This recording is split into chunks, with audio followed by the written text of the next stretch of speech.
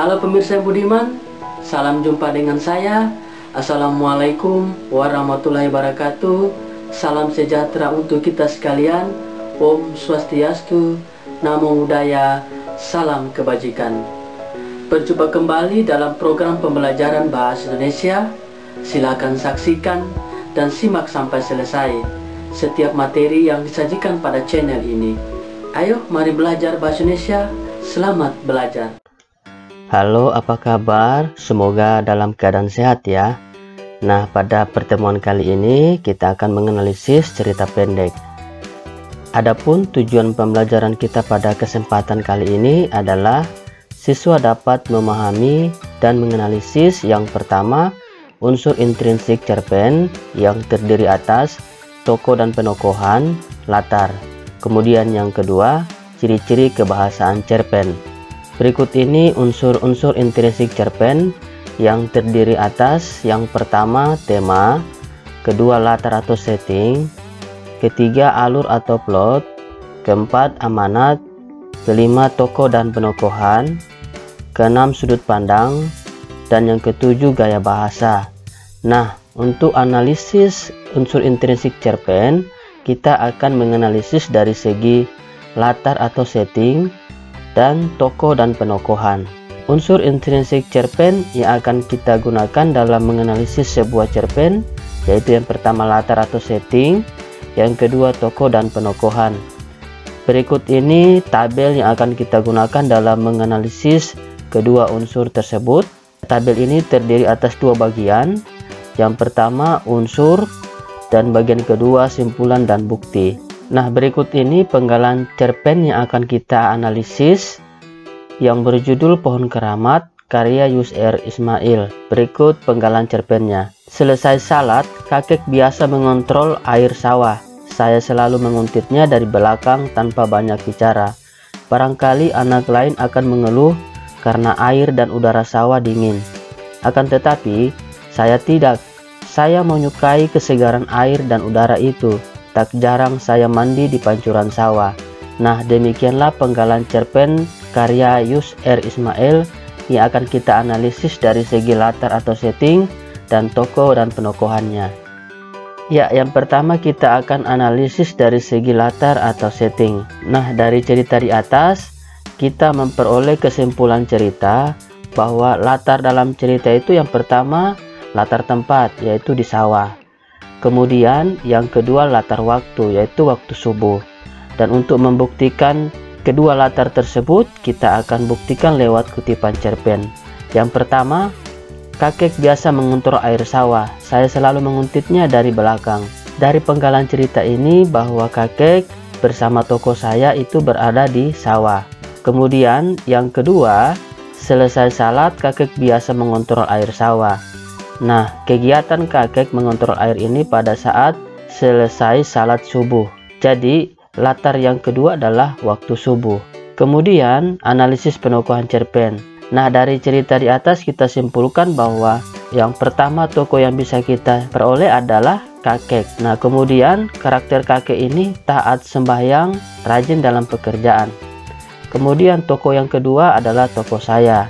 Punya karakter taat sembahyang dan penurut. Nah, berikut kita buktikan lewat kutipan cerpen. Yang pertama, selesai salat, kakek biasa mengontrol air sawah. Nah, dari cerita ini menggambarkan bahwa tokoh kakek taat sembahyang. Kemudian juga rajin mengontrol air sawah di sawahnya. Jadi kakek ini rajin di dalam kegiatannya sebagai petani. Kemudian yang kedua, selesai salat, kakek biasa mengontrol air sawah. Saya selalu menguntitnya dari belakang tanpa banyak bicara.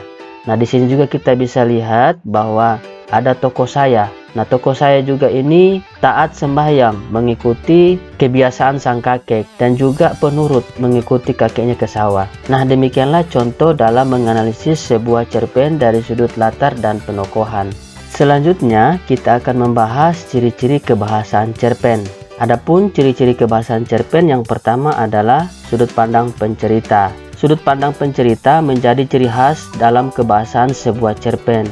Nah, biasanya di sini menceritakan sudut pandang orang pertama dan sudut pandang orang ketiga. Kemudian yang kedua, beberapa dialog. Nah, dialog di sini dimasukkan untuk menunjukkan waktu kini dan lampau. Ketiga, kata benda khusus. Nah, kata benda khusus ini digunakan untuk sebuah pilihan kata benda yang bermakna kuat dan juga bermakna khusus. Misalnya, memilih kata beringin dibandingkan pohon. Kemudian yang keempat, uraian deskripsi yang rinci.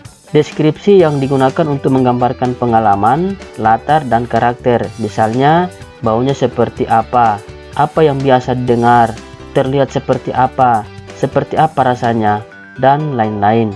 Kemudian yang kelima, penggunaan majas.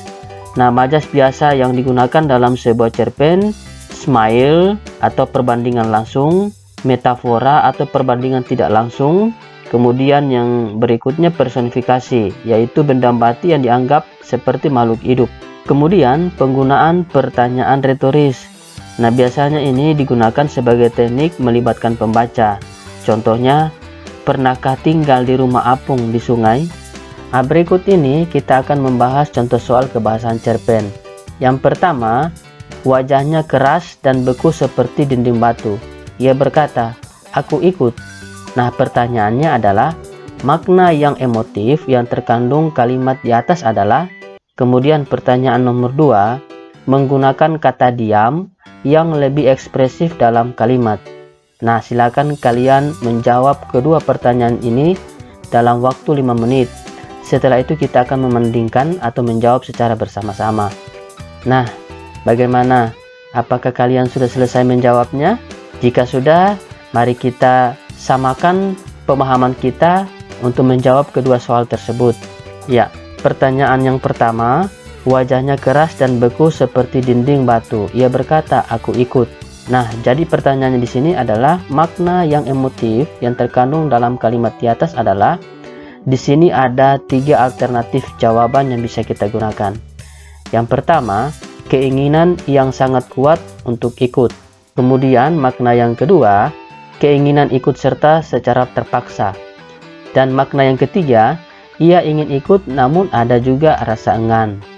Kemudian pembahasan soal nomor 2 dengan pertanyaan menggunakan kata diam yang lebih ekspresif dalam kalimat. Nah, di sini ada 3 alternatif jawaban. Yang pertama, ia diam membatu. Yang kedua, ia diam 1000 bahasa. Dan yang ketiga, diam-diam ia menguntitnya dari belakang. Nah, bagaimana jawaban kalian? Apakah hampir sama?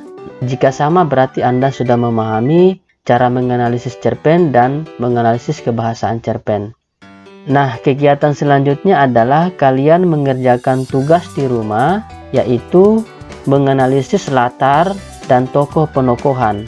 Yang kalian analisis ini adalah cerpen dengan judul Anak Rajin dan Pohon Pengetahuan dari buku Bahasa Indonesia kelas 9 Kemendikbud 2018, halaman 79 sampai 82. Kemudian yang kedua, pembahasan kebahasan cerpen. Nah, di sini kalian melanjutkan pembahasan soal nomor 3 sampai nomor 10. Sumber bukunya dari Bahasa Indonesia kelas 9 Kemendikbud 2018, halaman 77 sampai 78. Ya, jadi kalian menganalisis berdasarkan pembahasan yang sudah kita bahas sebelumnya. Bisa dipahami tugasnya ya? Baik, selamat mengerjakan tugas di rumah, selamat belajar, dan tetap semangat serta jaga kesehatan. Sekian pertemuan kita kali ini. Terima kasih.